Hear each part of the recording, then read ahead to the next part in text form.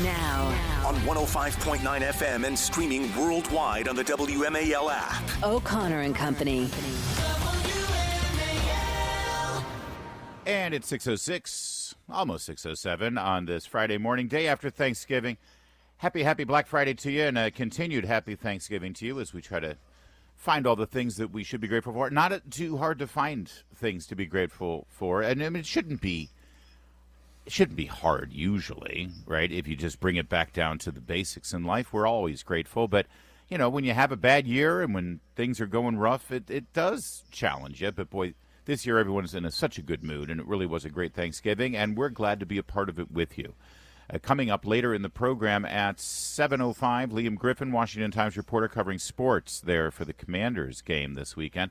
7:35, Grover Norquist, Americans for Tax Reform. 8:05, David McIntosh, Club for Growth. And then at 8:35, Stephanie Carls of BlackFriday.com. If you notice there, other than the Commanders game, we're lining up the conversation about the economy and about shopping and about how your dollar is going to go further, what the new government's going to look like when the Trump administration begins. It's all focused on consumerism because happy Christmas season, everyone. It's time to spend money. Julie, what now? I hesitate to even ask because I've learned quite a bit about you over the years, but you are one of those moms, I think, that drive a lot of the other moms crazy when you say things like that. But no, it's true. Just admit it. When I say what? It is November 29th. It is the day after Thanksgiving. You are a wife. You are a daughter. You are a mother of 3 teenage boys. And I ask you now on this Black Friday at 6:08 in the morning, how much Christmas shopping do you have yet to do? I'm done. That's what I'm talking about right there. I think you would find a lot of women, a lot of moms with really busy lives. I just don't, I honestly, and this will make you feel bad for what you just said, because I don't have the luxury of taking my time and let's go shopping for the day. Like, I haven't been, this is me. You mentioned like Home Goods is open at 7. Yeah. I want to take advantage of that because, you know, very few people will be in there, and I can run in and run out because I'm always running. So I think, you know, look, we live in DC, right? It's such a type A city. And everybody's got 5 jobs, right? So I'm just very busy, and I have to be really organized. You know, I think that's pretty common around here. Okay, so first of all, I'm going to let Meredith know, since she is not done, not even close to being done with her Christmas shopping. And by the way, when I say her Christmas shopping, I mean my Christmas shopping as well, because she does shop for the right. That's another question. Do you do all the shopping? Like it's not like Darren. Yeah. Darren has one person to shop for, you, and other than that, you. And I usually tell them even what to that. Hey, Darren, here's what you're getting me. Yeah, exactly. Exactly. You want me to wrap it for you? Yeah, I do all of the Christmas shopping for all the relatives. I'm gonna let Meredith know that unlike you, she does not have a busy life, and she has. I'm gonna let her know as she starts to put together her Christmas list. I'm going to say, I just want you to know that Julie, my coworker, thinks that what you're doing right now is a luxury. Stop. You have the luxury of now shopping starting today for Christmas. So let me ask you this then: if your Christmas shopping is all done, and I am blown away by that, honestly, it's like early voting. It's like, what if something happens? What if somebody says something stupid? What do you can't take your vote back? My 13-year-old is not suddenly going to stop liking Legos. It's fine. It's a solid choice. I suppose. Yeah, but he might do something, puts him on the naughty list, and then what are you going to do? That won't happen. Let me ask you this: since you are done, now we get all these great. We're going to be talking about Black Friday deals all morning long, including with Stephanie Carls, the expert from BlackFriday.com. Do you go out shopping now just for the fun of it? It's like I have no pressure. Everything's done. Now I've got these great deals. Okay, maybe I'll get some stuff for the house. There is a bit of that. There is a bit of that, and that is decorating, maybe a platter that I need, or if something's broken, so I'll replace it. There's Martha a lot Stewart of stuff. I'm sort of ridiculous with. You've seen some of my entertaining pictures, Larry, and it's fantastic.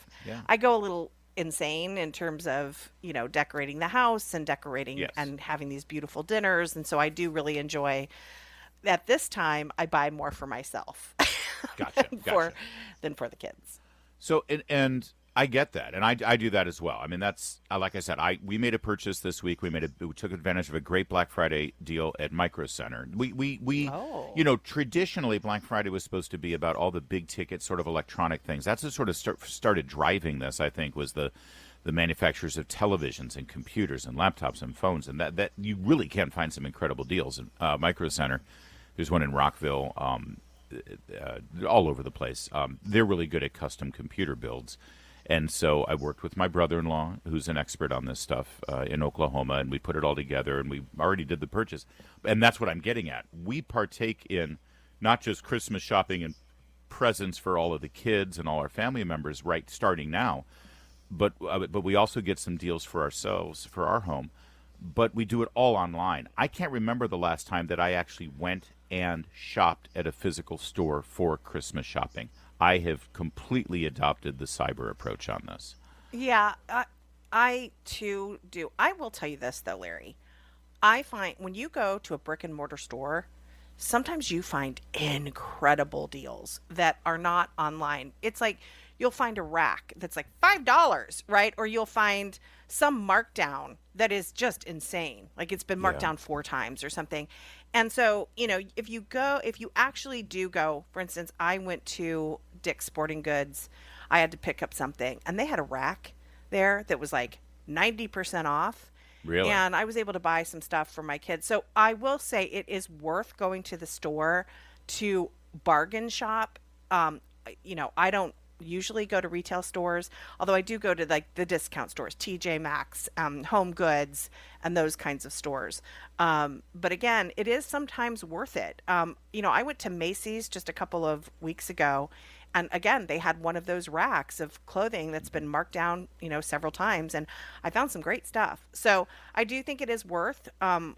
Maybe not, Okay. maybe not Black Friday, Yeah, maybe when I not think a lot of today, but- people are going to be out, but I do think it's still worth going for deep discounts on items. Now, let me, I want to just remind you, not only we're going to speak with David McIntosh, Club for Growth. We've got Grover Norquist at 7:35, Americans for Tax Reform. McIntosh is 8:05, and then Stephanie Curls at 8:35 on BlackFriday.com.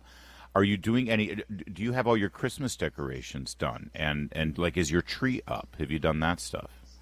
Yeah, I have one tree up. I have 2 trees always, and one tree was put up while I was gone. And so you always do an artificial tree. My husband is allergic to the sap on the trees, so we have to do, which is very. That might have given me pause before marrying him. Frankly, Really? kidding. I'm kidding. Was I that love a not real on tree. the I know. questionnaire? Can you believe that? You need to put that on the checklist, by the way, ladies. Yeah, so I have that's fake a red trees. flag right there. Those are always the trees are always in my basement. Do you know who also loves a fresh cut Christmas tree Who? in her home? Who? Your First Lady, Dr. Jill Biden. Oh, are we going to talk? This is unbelievable. And on Wednesday, maybe it was Tuesday, she welcomed the official White House Christmas tree, brought there on the wagon by the Clydesdales. It's a ceremonial thing. And, the details of this tree, where it came from, and the story behind it is really emotionally moving. It's going to tug at your heartstrings. And it's kind of the perfect allegory for the Biden administration and sort of the Democrats' view of Washington, D.C. federal government power, all in and of itself. You're going to love this in a moment. The story of the White House Christmas tree coming up in a moment. First, though, it's 6:15, WMAL. All right, so the Christmas tree, as many of you are now beginning the Christmas decorations, maybe you started after dinner last night. I saw some people, it's like, obviously, that's the signal. Okay, you can put the lights up now. Maybe you're doing Christmas decorating today. Maybe you're shopping for a tree, a fresh cut tree. You can get a tree this early. If you take care of it, you water it, it'll be just fine. But you do have to take care of it. You don't want it drying out. It'll be just fine for Christmas. At the White House, where they have plenty of people there to take care of the trees, Dr. Jill Biden, in one of her final high-profile official acts as First Lady of the United States, I'm sorry, This is unbelievable. stood in front of the White House at the podium and read the prepared remarks for her as the Clydesdale pulled up with the wagon and the giant, beautiful Christmas tree. And it's always someplace in America that provides the tree. And you know what? I'm tempted to interrupt this and comment as it goes, but I think we're just going to let this whole minute and a half go on its own. And then Julie and I will have some words to say. But listen, they meant this. They didn't get the irony. They didn't get the devastating sort of allegory here about the power of the federal government and the unfeeling, cold-hearted approach that the Bidens and Democrats take to their fellow American citizens. They meant this to be sincere, what you're about to hear. Listen up. This beautiful Fraser fir was grown at the Cartner's Christmas tree farm, where the Cartner family has been growing trees for more than 60 years. And their farm is nestled in the Blue Ridge Mountains of North Carolina, a region that was recently devastated by Hurricane Helene. Oh. The Cartner family lost thousands of trees in the storm. Wait a second. But this one remained standing, What? and they named it Tremendous for the extraordinary hope that it represents.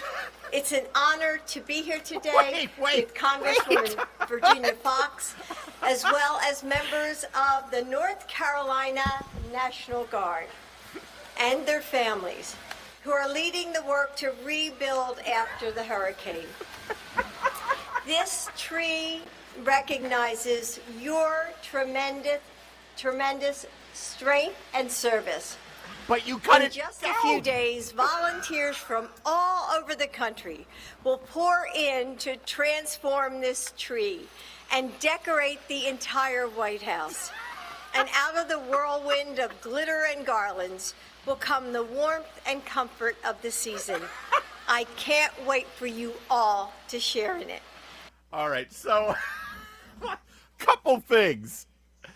So Hurricane Helene, which is, by the way, objectively speaking, from any perspective, a black mark on the Biden presidency, and continues to be an absolute abject failure, as residents of that region where Tremendous the tree came from are still living in tents as the winter months approach. All right. So, but I understand. It's like, hey, this will be great. We'll get a tree from that region, so it'll give us a chance to honor the people there. Let's do that. So then she tells this story about how this tree farm lost thousands of trees. This one tree remains standing as a symbol of hope and resilience and perseverance. So we went down and cut it down and dragged its ass back here to Washington, D.C. so we can enjoy it. They even named it. They named it like a pet. You know how they tell farm kids, like, don't name the animals Don't because name that cow. Don't name that cow because he's gonna be Bessie dinner on your plate. Right, he's gonna be dinner.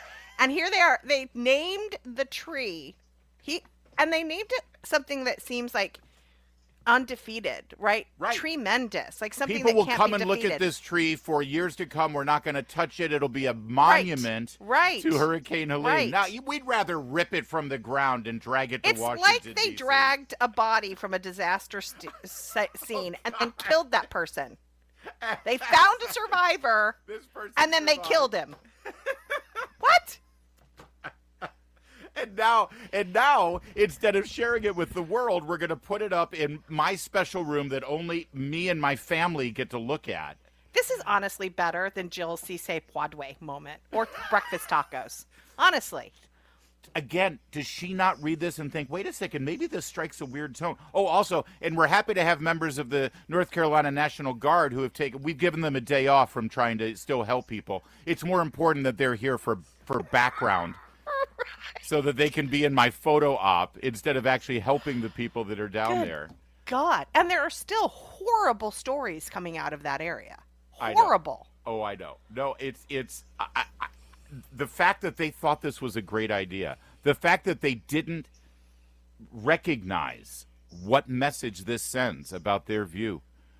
Somebody commented on X, it's very funny, it says, "We did our best to destroy everything, but this dang-gum tree wouldn't fall, so we sliced its metaphorical throat to make it submit, as with the rest of our adversaries. Merry Christmas, everybody." That was recently devastated by Hurricane Helene. The Cartner family lost thousands of trees in the storm. But this one remains standing. This one lying dead behind me, it remained standing until Washington, D.C. and the Democrats had their way. There you go. It's fabulous. It's perfect. It's the perfect ending is. of this presidency that Well. cannot end soon enough. Merry Christmas, everybody. It's 6:23. It's 6:36 on O'Connor and Company. Thanks so much for tuning in and letting us be a part of your holiday weekend. It was great being with you yesterday morning, and we love getting all the comments from those of you who were listening along with us while you got your Thanksgiving dinner prepared early in the morning, just like so many of us were. That was great. And here we are on Black Friday, and we've got plenty to get to here as you begin the Christmas season officially now. It's 7:05. Liam Griffin from the Washington Times will give us a preview of the Commanders game this weekend. There's nothing better than a holiday weekend home game in D.C. Commanders looking to bounce back against the Titans. 7:35, Grover Norquist, Americans for Tax Reform. Could this new Trump administration consider eliminating the IRS? He floated that idea, actually. We'll talk to Grover about it. 8:05, David McIntosh, Club for Growth. And then at 8:35, Stephanie Carls, an expert on Black Friday deals at blackfriday.com. All right, Julie Gunlock. Good morning, Julie. Good morning. The good news keeps coming here post-election. You know how there's often, celebrities. Ellen DeGeneres famously has moved to London. She's out of here. She's gone.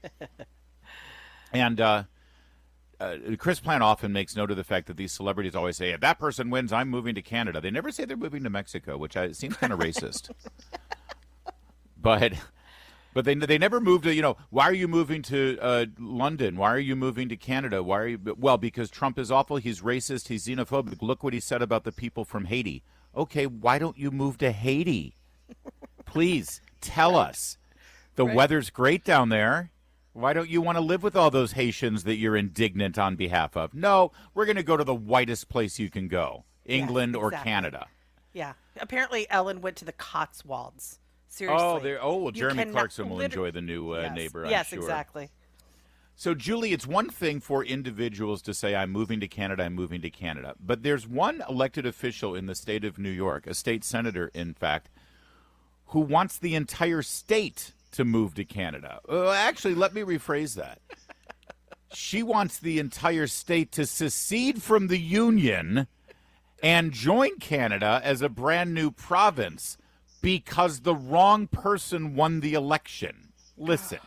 One New York state senator is even floating the idea of having New York withhold federal taxes and then the Empire State seceding to join Canada.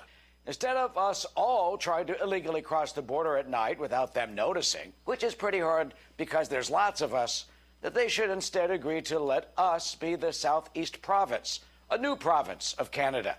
New York, Connecticut, Massachusetts, Vermont would combine and be a great new province as the Southeast Province of Canada. Basically, everybody in these states are progressive Democrats who would fit in pretty well with the political philosophy of at least most of the Canadian elected officials. Well, in a new interview with Politico, State Senator Kruger, who chairs the powerful State Senate Finance Committee, also says that her state and the others should stop sending tax money to the federal government as part of their protest. New York State's controller says that the Empire State sends more than $361 billion a year, or provides 6.5% of the whole federal budget.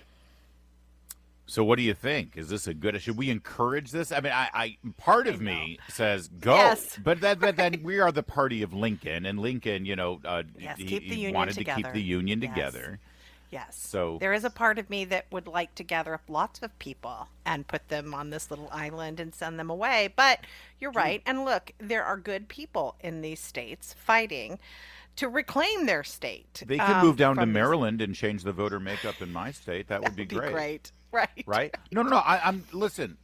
Unlike slavery or states' rights to own slaves, which was the reason for the last secession and Civil War. Right. This is so petty. It's about losing an election. These sore losers. Well, that's right. Then we don't want to be a part of your country anymore. That's right. And obviously, a party of Lincoln, we got to keep the union together. That said, just hear me out. If they were to do this, think about what the new Senate would look like. When you lose the senators from New York, Massachusetts, Connecticut, Vermont, New Hampshire, and Maine, and Rhode Island. And like I said, all the people who live there that still love America and don't want to be a part of Canada, come on, move down south. You can move into New Jersey and Pennsylvania and Maryland. It's not too far away from where you are. Or you can shift over across, Lake Ontario and Lake Erie and live in Michigan. Think about what this country looks like after that move happens. Yes, but I love Maine. I don't want to give it away. I want to fight for Maine. You can visit Canada anytime you want. I want to fight for these places, right? I want to fight for these places. There is a point. There is going to come a time where, live free or die, right? New Hampshire, these people are going to realize what's going on. Hopefully they'll be, well, I know, it's like these New Yorkers who live in New York and then have a summer home in Maine. Right. You got to fight for these. You got to fight for these states, Larry. It's not over principle. It's over being a sore loser. See, if it's over a principle, then I think, yes, you fight over it. But here's what's really at play here. I'm looking at an article in New York Magazine from a week after the election. The headline is "The End of Denial: How Trump's Rising Popularity in New York Exposed the Democratic Party's Break with Reality." Also turning to the New York Times, where they did a state-by-state breakdown of the rightward shift across the nation, and in particular in New York. I have not seen these numbers. In New York, Barack Obama, 2012 over Mitt Romney, his margin of victory was just under 30 points. Trump's victory in 2024 over Kamala Harris was just over 10 points. That is a 20-point shift in just 12 years in the state of New York. If I were a New York Democrat, I'd be thinking of some new ideas too, and maybe the best they've got is, hey, we like Canada. Canada's great. We're just like Canadians. So I don't think it's going to happen, but if they tried to do it, I don't think it would necessarily start a civil war. I think yes. A lot of us would look at the upside. And see ya. It's 6:43. Bad news, New York. Just got a reaction from one of our listeners, I think from Alabama. Alabama mom on X says, "My Canadian mom is visiting us, and they don't want New York." So, yeah, that's one part of this whole secession plan and merge with Canada strategy that the New Yorkers need to think through. Maybe you should talk to Canadians first, because they might have some. Although the upside for Canada is they have a better chance of finally winning a Stanley Cup after 3 decades. It's 6:45, WMAL traffic, and an amazing story coming out of the Pacific Northwest. This has to do with women's volleyball, and I'll be honest, we don't often spend a lot of time on sports in general, let alone Mountain West Athletics women's volleyball. But if you haven't been paying attention, there is a growing controversy all season long. San Jose State University, which is a state college in California, they have been fielding a women's team that includes a biological male who presents as and competes as a woman. And as we've learned over the last several years, Julie Gunlock, volleyball in particular is incredibly dangerous for women to play when there is a man on the other side of the net spiking that ball. We kicked off the IWF Save Title IX bus tour this summer. Yes. And I remember we met Peyton McNabb that day. She was a high school student who she will have permanent brain damage the rest of her life because she got spiked in the face by a high school boy. Imagine at college with that strength and that ability. But the upside here is there have been teams all season long that have rather forfeited their game against San Jose State than put their girls in danger. But what happened yesterday is remarkable. Boise State University, they are in the conference tournament right now. This means, if they win the tournament, they go on to the nationals. This is a big deal. This is what these women have fought their entire careers for. And it's not like they're going to be professional volleyball players, okay? They do this because they love the sport. They have camaraderie, teamwork, ethic. It helps, keep themselves in shape, and the discipline and the focus. All the reasons why you love playing team sports.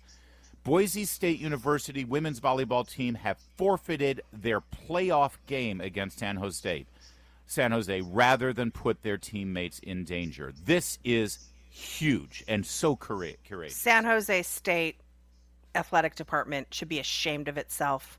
They have a biological male playing on their team. San Jose State has coasted to the Mountain West Championship without ever stepping foot on the court. And it is up to these Boise State women and other teams to say enough. What is so sad is that and Riley Gaines, who is a champion of this issue, has advised female athletes to do exactly what Boise State has done. And it is tragic. It is sad. But women need to do this. It reminds me of all the challenges during the suffragette movement for 100%. women to get the vote. I mean, women were violated. Women faced incredible danger, incredible violence in this country in order to get the vote. And we are facing that today. We are facing biological men getting on women's sports team and then injuring women, taking our trophies, taking our spaces on podiums, taking our scholarships, taking our future career in sports. Yep. You said, these women, most likely won't have a career in sports, but they might. And the fact that there's a biological male on another team and that team is winning because they have that superior male athlete on their team, on their women's team, that is going to take these spots from a biological woman. Well, I say that in particular about women's volleyball because there really isn't that I know of, and I apologize if I'm wrong. No, I don't think there's a professional women's volleyball league here in America. If it is, I doubt that those women earn a living just doing that. Yes, and I know what you meant, but my only point is that in other sports, yes, you're right. But in particular, I'm just pointing out the courage that these women. Yes, this is the epitome. It's not like they plan on going on after college and being professional volleyball players. They're going to be lawyers or doctors, or they're going to be moms, or they're going to do whatever. The whole reason they've played volleyball since they were 8, 9, 10 years old is to get to this point, to be able to win a championship in their college conference and go on to the nationals. Yes. And they're willing to step down and say no. By the way, the only reason this male athlete for San Jose State is able to compete is because a Biden-appointed judge earlier this week ruled that he can continue to compete and put women's lives in danger. I just want to point that out to remind you, not only are these female athletes who are stepping down and saying, no, I will not participate in this. Not only is that incredible, but there's a bad side of this. There are horrible people putting these women in danger. You're right. It's the young man himself. It's San Jose State who's allowing it. It's this Biden-appointed judge who is allowing it. And January 20th cannot come soon enough. It's 6:53. Coming up, we'll talk to Liam Griffin, Washington Times reporter, about the Washington Commanders. Keep it here at 7 o'clock.